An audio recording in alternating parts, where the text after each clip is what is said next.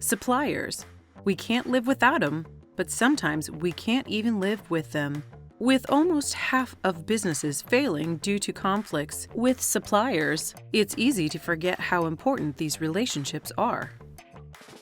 The truth is, you can't run a business without suppliers. They are our helpers, but when things go wrong, how do you recover from a business relationship that has let you down?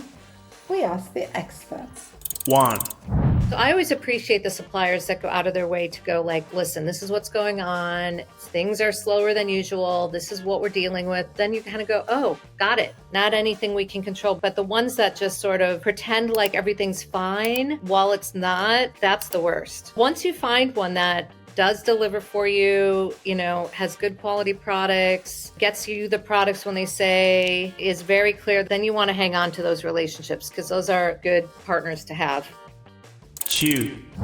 It's a relationship. So if you are in business long-term, your relationship with your supplier is likely also long-term. So it's good to be understanding, to be empathetic, to put yourself in their shoes, to understand why things have happened, to see if those are reasonable things that can be explained, that maybe are one-time things, or if they're patterns, and if your supplier really doesn't have the capability to provide the service or the product that you need. I think the biggest thing I've learned is, in the end, we're accountable to our customers. We don't get to pass the buck. So you really do need suppliers that you can count on.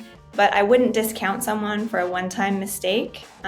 Usually, I would say, look at it as the relationship that it is, nurture it like it is the relationship that it is. Where you need to, diversify, get more than one supplier. You have to protect yourself that way if possible. 3.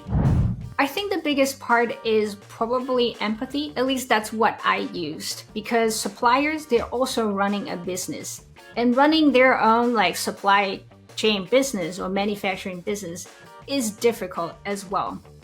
A lot of our suppliers actually went out of business during the COVID time. Obviously, things got interrupted because of that, but they were trying the best to help us go through the transition. Even though they were out of business, they didn't want to shut down, they just have to shut down. And then I just work with them and find a solution so that we can move forward with the business. So I think just being genuine and being empathetic with this human touch really helped.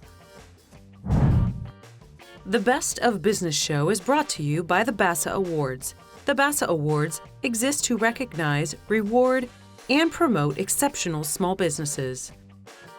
We run 4 award programs: Best of America, Best of Australia, Best of Canada, Best of UK.